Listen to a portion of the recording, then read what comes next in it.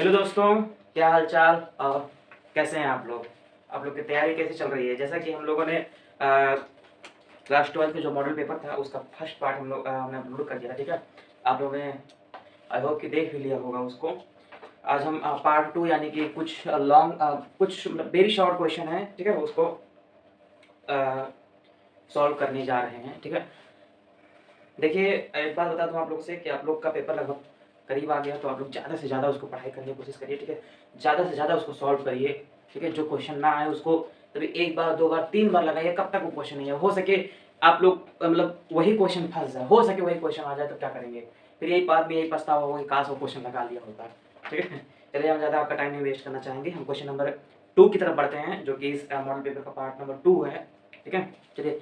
तो पहला क्वेश्चन आपका दिया है, find the principal value of cot inverse minus 1/3। ठीक है, तो कॉट इनवर्स माइनस 1/3 मतलब ये जो क्वेश्चन है वो आपका क्वेश्चन चैप्टर नंबर 2 का है।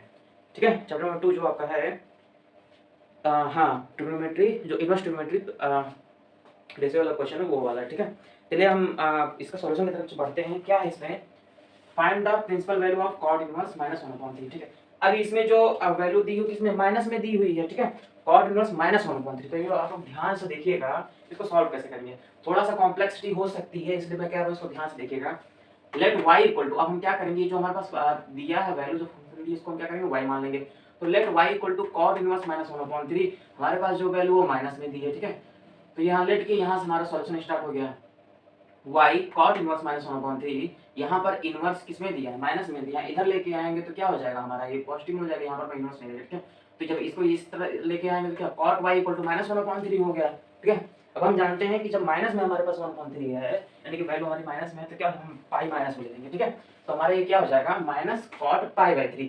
अब ये जो 1/3 क्या है, पाई/3 की वैल्यू। ठीक है, फिर आगे जब हम बढ़ेंगे तो क्या हो जाएगा हमारा cot y इक्वल टू, अब ध्यान से देखिए, हम आप जैसे एक बार लिख हम बता रहे हैं। ठीक है, कि जब कॉट माइनस में हो तो पाई माइनस के साथ इसको सॉल्व करेंगे।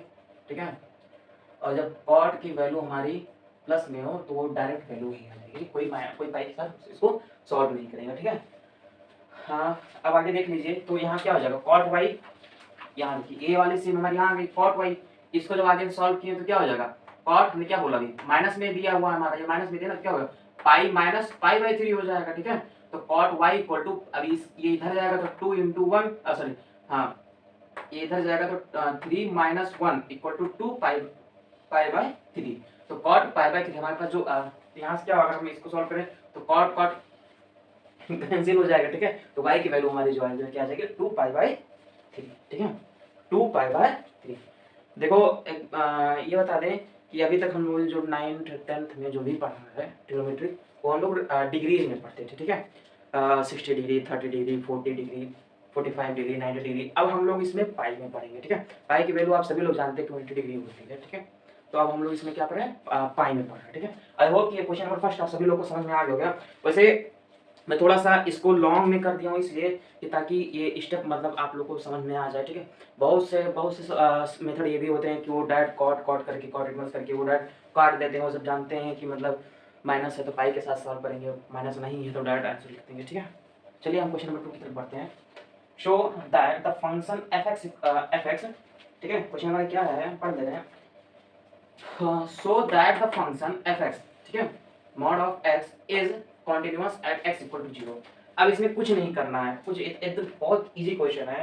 हमारे पास जो फंक्शन दिया है f x equal to mod of x, function क्या है, f x equal to mod of x. अब हम कुछ नहीं करेंगे, let f x equal to mod of, हम इसी को लेट कर लेंगे। ठीक है, अब हम इसको कॉन्टिन्यूटी हमें क्या करनी है, इस पर चेक करनी है। कॉन्टिन्यूटी चेक करने की मतलब ये हम देखे हैं, जब कॉन्टिन्यूटी चेक करते हैं तो हम लिमिट का कुछ क्वेश्चन लिमिट लेके चलते हैं। ठीक है, तो एक बार राइट में लेके चलेंगे, एक बार लेफ्ट में, मतलब एक बार उसको माइनस मानेंगे, एक बार उसको प्लस मानेंगे। ठीक है, अब देखिए क्या होगा, to check the continuity of f x at x equal to 0। ठीक है, अब देखिए लिमिट, अब इसमें क्या हो जाएगा, यहाँ पर हम लिमिट x टेंड्स टू 0। ठीक है, तो यहाँ पर क्या हो गया हमारा, प्लस में। ठीक है, यहाँ पर देखिए तो एफ एक्स किस में है, पॉजिटिव में है, तो आगे हम इसी को माइनस में लेके चलेंगे, limit x tends to 0 minus x में। ठीक है, अब हम कुछ नहीं करेंगे, हमें क्या, एक बार प्लस ले लिया, एक बार माइनस ले लिया। अब हमको क्या करना है, x की जगह पे क्या पुट करना था, 0 पुट करना था। ठीक है, तो हमको x की जगह पे 0 पुट करना, हमको यही को कॉन्टिन्यूटी शो करना था। तो नाउ r, अगर हम राइट में देखें तो क्या हो जाएगा, r f0, ठीक है, इक्वल टू l f0 यानी कि लेफ्ट, ठीक है, इक्वल टू f0। तो जब इस पे भी हम 0 पुट किए, इस पे भी 0 हम पुट किए, तो दोनों हमारी क्या आ गई, 0 आ गई। तो यही ध्यान से देख लीजिएगा, देखिए ये वाला आपका ये r है, और ये वाला आपका ये f है, ठीक है, और ये वाला आपका ये 0, ठीक है। आई होप यहाँ तक आप सभी लोगों को समझ में आ गया होगा। अब जब हम इसको आगे सॉल्व करेंगे या आगे जब इसकी कॉन्टिन्यूटी निकालेंगे तो क्या हो जाएगा, so the function fx is continuous at x equal to 0। तो ये फंक्शन क्या हो जाएगा, कॉन्टिन्यूअस हो जाएगा, ठीक है। तो हम लोगों ने इसको प्रूफ कर लिया, ठीक है। अब हम क्वेश्चन नंबर 3 की तरफ चलेंगे। इसमें क्या दिया है, find the order and power of the differential equation, find the order and power of the differential equation. अब हमें क्या निकालना है, इसका ऑर्डर और पावर निकालना है, ठीक है। अब ये आप लोग ध्यान से देख लीजिए, कोई जरूरी नहीं है कि देखिए ये क्वेश्चन तो मतलब इस टाइप के क्वेश्चन तो 100% आएंगे, ठीक है, इस टाइप के क्वेश्चन तो 100% आएंगे जिसमें ऑर्डर और पावर, इसमें ऑर्डर और पावर दोनों निकालनी है, ठीक है। अब क्वेश्चन देखिए क्या दिया है इसमें, एक्स वाई, ठीक है, X Y D square Y upon D x square plus X, ठीक है, D Y upon D X का whole square minus Y D Y upon D X equal to 0। अब गिवन इक्वेशन हमारे पास क्या है, given equation क्या है, is x Y. तो यहाँ से देखिए ये पूरा हमारा क्या है, गिवन इक्वेशन है, ठीक है, ये हमारा पूरा क्या है, गिवन इक्वेशन है, इक्वल टू 0, ठीक है। अब इसमें हमको क्या निकालना है, डिग्री और ऑर्डर निकालना है, और डिग्री और ऑर्डर, ठीक है। अब हम बात करेंगे ऑर्डर की, order and degree of a differential equation is defined as order and power of the highest order derivative respective, ठीक है। इसमें कुछ नहीं है, जब हम डिग्री और ऑर्डर निकालते हैं तो कुछ नहीं होता है, देखिए ध्यान से, ठीक है।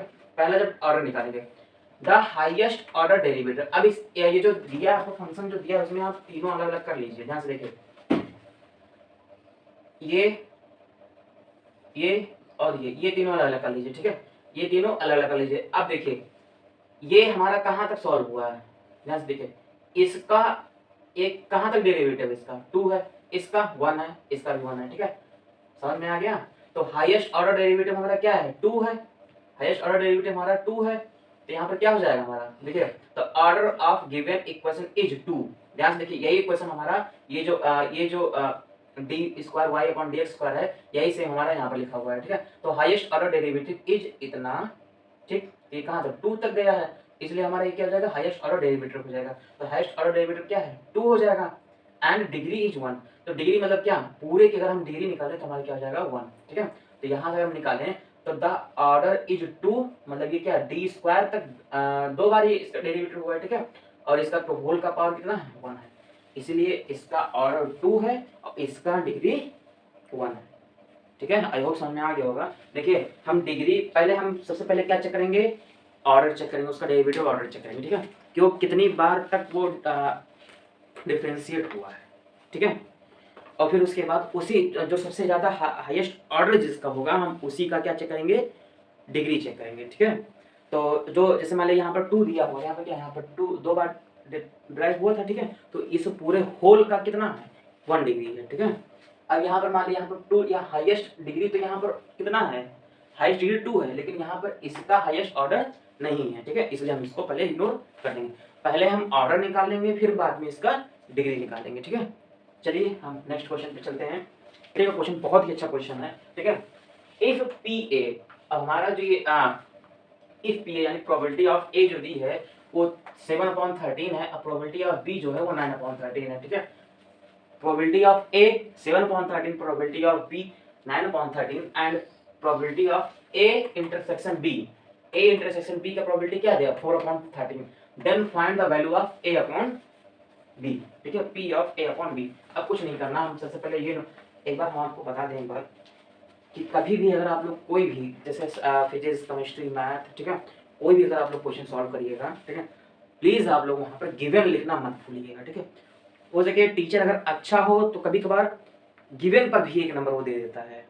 अगर टीचर अच्छा रहा तो वो पहले जैसे आप स्टार्ट किए, जैसे मान लीजिए मैंने ये स्टार्ट किया, ठीक है, तो यहाँ से ये क्वेश्चन है, ठीक है, मान लीजिए कि अब यहाँ से आपको सॉल्यूशन है, तो जब वो देख लेता कि हाँ गिवन ये ठीक है, चलो कोई बात नहीं है, या मतलब ये स्टेप सही है, क्या करेगा वो, स्टेप सही है, फिर आगे देखेगा, ठीक है, ये फार्मूला उन्होंने ऐड किया, ठीक है, ये लगा दिया, ठीक है, ये भी सही है। फिर पी ए की वैल्यू ये यहाँ, अब उसको कोई, अब जैसे आप ये जो लिखे हैं इस ये वैल्यू आप उसको ढूंढना नहीं पड़ेगा, ये वैल्यू से क्वेश्चन में ढूंढना नहीं पड़ेगा, ठीक है, कुछ नहीं करेगा। जैसे यहाँ क्या है, पी ए इंटरसेक्शन बी का, तो पी इंटरसेक्शन बी का आपने ये लिखा, ठीक है, ठीक है, पी बी तो 9/13, ठीक है, यहाँ 13 कैंसिल हो गया, ठीक ठीक ठीक ठीक है, पूरा नंबर क्या होगा, पूरा नंबर, समझ में आ गया ना। तो इसीलिए बता दे रहे हैं कि आप लोग प्लीज गिवन लिखना मत भूलिएगा, ठीक है। चलिए हम इसको सॉल्व करते हैं, देखते हैं क्या होता है। पी ए कितना 7/13, P B 9/13 and P A intersection B equal to 4/13, ठीक है। अब हमको क्या निकालना, पी ए अपॉन बी। तो हम एक बात बता दें आप लोगों से कि आप लोग इसको याद, इसको इस फार्मूले को आप ध्यान से देख लीजिए, ठीक है, कि इसको कैसे क्या करते हैं। यहाँ पर हमारा क्या दिया है, पी ए अपॉन बी, देखिए, ठीक है, पी ए अपॉन बी, ठीक है। तो जब देखिए मान लिया कि हमको पी ए अपॉन बी निकालना है, तो इसका फार्मूला क्या होगा, P A intersection B upon P B. अगर इसी जगह पे ध्यान से हम आपको यहाँ पर कुछ रिमाइंडर कर बता दे रहे हैं, यहाँ जैसे दिया है पी ए अपॉन बी का निकालना है, तो यहाँ क्या हो जाएगा, हमने यहाँ पर पढ़ा, ठीक है, कि P A intersection B upon P B, ठीक है।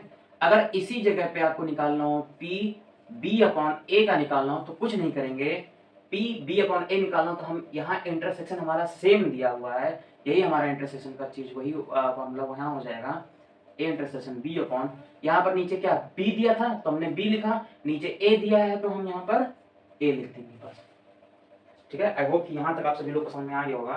देखिए पी अपॉन ए का निकालेंगे, sorry P A upon B का निकालेंगे, तो बी अगर दिया है तो हम नीचे बी लिखेंगे, पी बी अपॉन ए का निकालेंगे, यहाँ पर ए दिया तो नीचे यहाँ पर ए लिखेंगे, ठीक है। आई होप यहाँ तक आप सभी लोगों को समझ में आ गया होगा, ठीक। अब हम आगे देखेंगे इसको, ठीक है, अब हम आगे देखेंगे इसको, पी ए अपॉन बी, तो यहाँ ए इंटरसेक्शन बी की वैल्यू हमारे पास क्या दी है, ए इंटरसेक्शन बी 4/13, तो 4/13 हम यहाँ पर पुट कर दिए, ठीक है। फिर पी बी की वैल्यू कितनी दी है, 9/13, तो यहाँ पर बी की वैल्यू हमारी 9/13 हो गई, ठीक है। अब यहाँ से 13 जब कैंसिल करेंगे तो 4/9 हमारा यहाँ बचेगा, 4/9, तो यहीं पर 4/9 हमारा दैट फ्रैक्शनल वैल्यू हो गई, ठीक है, दैट हमारा क्या हो जाएगा, फ्रैक्शनल वैल्यू हो जाएगा। अब जब इसको हम ए अपॉन बी में क्या करेंगे, इसको यहाँ पर एक बात और आप देख लीजिए कि जब कभी भी आपका आंसर आए, इसको आप ये बॉक्स में करना मत भूलिए, ठीक है। आई होप ये सारे क्वेश्चन आप सभी को समझ में आ गया होगा, ठीक है। अब हम क्वेश्चन नंबर 3 की तरफ चलते हैं, जो थोड़ा सा शॉर्ट क्वेश्चन, मतलब अभी तक हम लोगों ने पहले क्या, हम लोग पार्ट 1 में हम लोगों ने ऑब्जेक्टिव क्वेश्चन देखा, पार्ट बी में हम लोगों ने, पार्ट 2 में जो हमारा था उसमें हम लोगों ने वेरी शॉर्ट क्वेश्चन देखा। अब हम लोग धीरे धीरे आगे बढ़ेंगे और हम लोग अब इसमें देखेंगे शॉर्ट क्वेश्चन, ठीक है, शॉर्ट क्वेश्चन, फिर शॉर्ट क्वेश्चन, फिर लॉन्ग, फिर लॉन्ग, ठीक है, फिर वेरी लॉन्ग, फिर 8 नंबर वाले हमारे पास आ जाएंगे, ठीक है।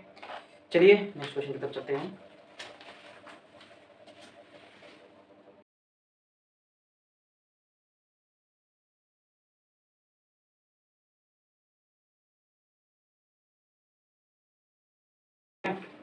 क्वेश्चन नंबर 2 तक हम लोगों ने कल सॉल्व कर लिया था, आज हम क्वेश्चन नंबर 3 सॉल्व करेंगे, ठीक है। ये पहला क्वेश्चन इसमें दिया है, हाँ ये भी रिलेशन का क्वेश्चन है, ठीक है, ये फर्स्ट चैप्टर क्वेश्चन है आपका।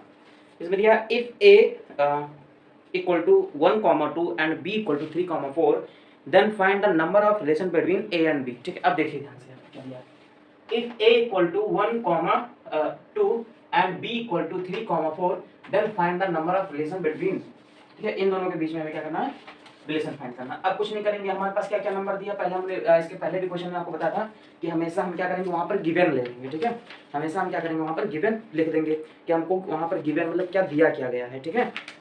चलिए इस क्वेश्चन को हम सॉल्व करते हैं। ये क्वेश्चन दिया है, संबंध की संख्या ज्ञात कीजिए, ठीक है, इन दोनों के बीच में रिलेशन मतलब इन दोनों के बीच में संबंध क्या।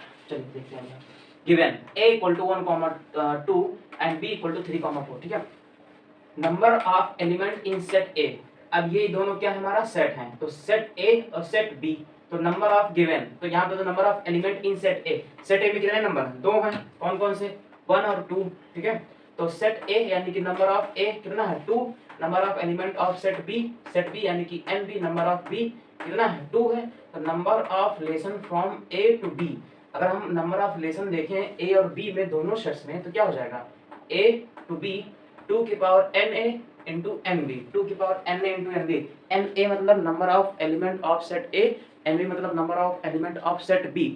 ठीक है, अगर हमको यहाँ से रिलेशन निकालना है तो क्या करेंगे हम दोनों जो नंबर ऑफ ये जो नंबर ऑफ एलिमेंट दिया है यहाँ पर 2 दिया है यहाँ पर 2 दिया है एन ए की जगह पे 2 दिया है एन बी की जगह पे 2 दिया हुआ है। ठीक है, अब कुछ नहीं करेंगे हम तो एन ए के पावर यहाँ पर क्या 2 2 एन ए 2 तो 2 के पावर 2 इंटू 2 2 2 जा 4 एन ए के पावर 4 इक्वल टू 16। ठीक है, तो अब बस इसमें और कुछ नहीं है। ठीक है, तो इसमें यानी कि ये जो सेट ए और सेट बी जो दिया हुआ है इनमें टोटल मिला कितने नंबर रिलेशन बन सकते हैं। ठीक है, 16 बन सकते हैं। ठीक है, चलिए आई होप कि क्वेश्चन आप लोग को समझ में आ गया।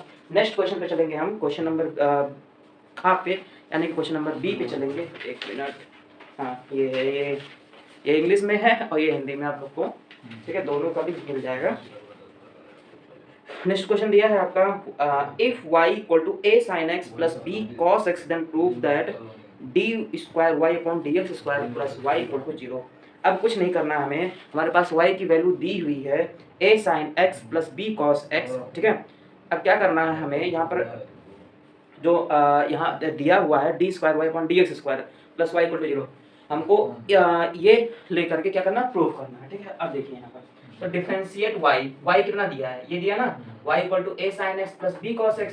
तो हमको इस y को हम डिफरेंशिएट करते हैं। ठीक है, तो यहाँ पर किसके रिस्पेक्ट में, x के रिस्पेक्ट में। तो जब हम y को dy अपॉन dx x के रिस्पेक्ट में जब डिफरेंशिएट करेंगे तो यहाँ पर क्या आ जाएगा हमारा a cos x minus b sin x।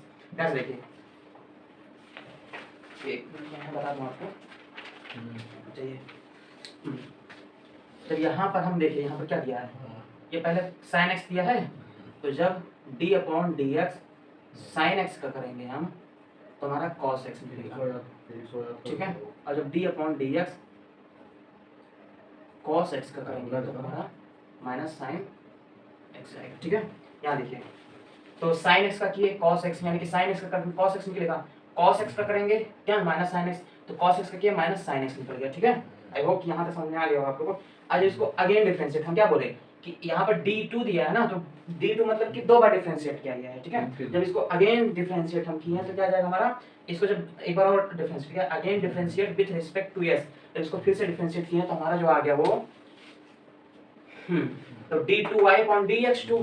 ठीक है, तो यहाँ क्या हुआ, अब इस cos x को फिर से डिफरेंशिएट करेंगे तो cos फिर से जब डिफरेंशिएट करेंगे तो क्या हो जाएगा cos माइनस sin x, तो यहाँ पर माइनस sin x। ठीक है, और यहाँ पर sin x दिया हुआ है तो फिर से जब इसका करेंगे तो क्या हो जाएगा cos x में, यहाँ पर देखो cos x आ गया। ठीक है, अब इसको जब हम अरेंज करेंगे सही से तो माइनस x में कॉमन लेंगे, माइनस बाहर आ जाएगा, a sin x plus b cos x हो जाएगा। ठीक है, अब कुछ नहीं, अब ध्यान से देख लीजिए ये माइनस ऐसा रहेगा, अब ये जो आपका a sin x plus b cos x था यही आपका y है, ये आपका y की वैल्यू देखिए a sin x plus b cos x, a sin x plus b cos x, y equal to क्या था, यही था, यही y की इक्वल में आ गया। ठीक है, अब क्या हो गया यहाँ पर माइनस y, तो d2y अपॉन dx स्क्वायर और माइनस y इधर आएगा तो प्लस हो जाएगा, तो क्या हो जाएगा d square y upon dx square plus y equal to 0। ये हमारा प्रूफ हो गया। ठीक है, ये हमारा क्या हो गया, प्रूफ हो गया। ठीक है, अब हेंस प्रूफ हम ये बताते हैं कि जब आप लोग कोई भी क्वेश्चन प्रूफ वाले करिएगा तो वहाँ पर हेंस प्रूफ लिखना मत भूलिएगा। ठीक है, चलिए आगे देखते हैं। हाँ, नेक्स्ट क्वेश्चन हमारा वेक्टर अलजेब्रा का क्वेश्चन है, ये बहुत ही शानदार क्वेश्चन, बहुत ही अच्छा क्वेश्चन है। सदिशों, सदिशों मतलब क्या होता है, हमारा एंगल वेक्टर दिए हुए। ठीक है, चलिए find the angle between the vectors i minus 2j plus 3k and 3i minus 2j plus k। हमारे पास दो वेक्टर दिए हुए हैं, उनके बीच का हमें क्या निकालना है, एंगल निकालना है। ठीक है, अब देखिए यहाँ पर तो find the angle between the vectors i minus 2j plus 3k and 3i minus 2j plus k। तो लेट द गिवन वेक्टर, अब जो गिवन वेक्टर है हम क्या करेंगे, जो पहला वेक्टर हमारा दिया हुआ उसको हम क्या मानेंगे, a मान लेंगे। ठीक है, जो पहला वेक्टर दिया है उसको हम a मान लेंगे और जो दूसरा वेक्टर दिया है उसको हम b मान लेंगे। ठीक है, देखिए पहले जो वेक्टर दिया हमारे पास, पहला वेक्टर क्या है i minus 2j plus 3k, इस पूरे को हम a मानेंगे और 3i माइनस 2j और k को हम b मान लेंगे। ठीक है, अब इसका हम आगे जब सॉल्व करेंगे तो कुछ नहीं होगा, हम इसको मॉड के अंदर दोनों को कर लेंगे। ठीक है, तो मॉड a जब निकालेंगे तो क्या हो जाएगा, यहाँ पर यहाँ इसकी इसका कांस्टेंट यहाँ जितने आई जे के दिए हैं सबके हम कांस्टेंट निकालेंगे, ठीक है। आई का कांस्टेंट 1, जे का कांस्टेंट -2, के का कांस्टेंट 3, फिर यहाँ आई कांस्टेंट कितना हो जाएगा हमारा, हाँ आई का कांस्टेंट 3, जे का कांस्टेंट -2 और के का कांस्टेंट 1, ठीक है। इसको जब सॉल्व करेंगे हमारा तो क्या आ जाएगा, 1 का होल स्क्वायर -2 का, तो -2 का होल स्क्वायर क्या 4, यानी कि प्लस में निकल जाएगा, -2 का होल स्क्वायर क्या हो जाएगा -2 * -2, और जब इसको सॉल्व करेंगे क्या आएगा प्लस में आ जाएगा, ठीक है। और +9 इसको जब दोनों को हम सॉल्व करेंगे तो हमारा जो निकल के आएगा अंडर रूट में 14 आएगा, ठीक है।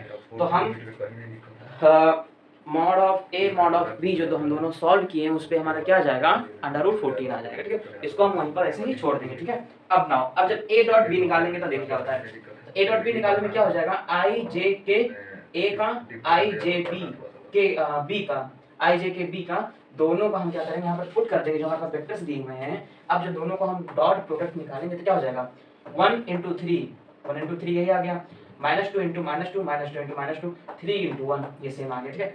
3 * 1 = 3, 2 * 2 = 4, 3 * 1 = 3, तो इसको जब सम करेंगे तो हमारा 10 आ जाएगा, ठीक है।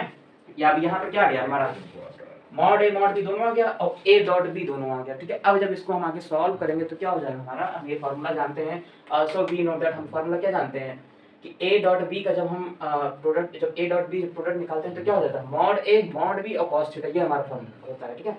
तो a डॉट बी हमने क्या निकाला, यहाँ पर a डॉट बी हमने क्या निकाला 10 निकाला, a डॉट बी 10 आ गया, मॉड ए मॉड बी दोनों हमारे पास दिया हुआ है, क्या हो जाएगा 14 और 14 और cos थीटा सेम आ गया, ठीक है। इसको जब सॉल्व करेंगे तो 14 अंडर रूट 14 अंडर रूट 14 क्या 14 हो गया, ठीक है। और cos थीटा का cos थीटा हो गया 10 का 10 हो गया। अब ये जब इधर आएगा तो क्या हो जाएगा 10/14 cos थीटा 10/14। तो अब यहाँ पर जब हम थीटा की एंगल की वैल्यू निकालनी थी, एंगल की हम वैल्यू निकालें तो एंगल की वैल्यू क्या थीटा की वैल्यू निकालेंगे, तो थीटा की वैल्यू निकालेंगे तो क्या हो जाएगा cos थीटा का निकल जाएगा, इनवर्स हो जाएगा, तो cos इनवर्स 5.7, ठीक है। तो ऐसे ही आपकी जो एंगल है उसकी वैल्यू आ जाएगी, ठीक है।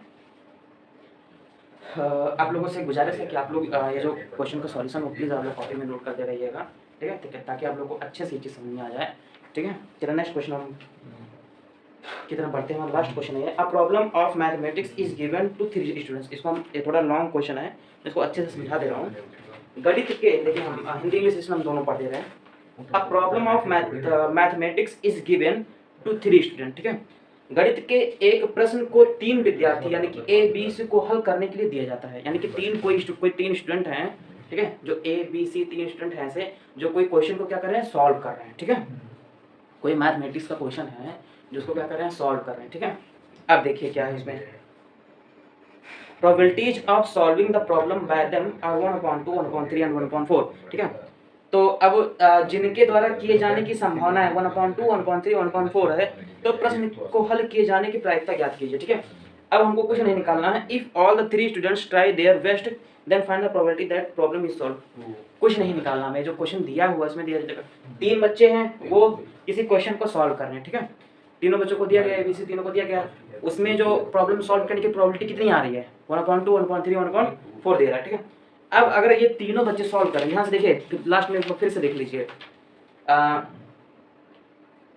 तो प्रश्न को हल किए जाने की प्रायिकता ज्ञात कीजिए। अब इस प्रश्न को हल किए जाने की क्या करना है प्रायिकता ज्ञात करना, ठीक है। आप ध्यान से देख लीजिए इस क्वेश्चन को कैसे सॉल्व करेंगे, ठीक है। तो गिवन हमको क्या दिया है P, देखिए P A मतलब होता है probability of A, P B मतलब होता है probability of B, P C मतलब प्रोबेबिलिटी ऑफ C, ठीक है।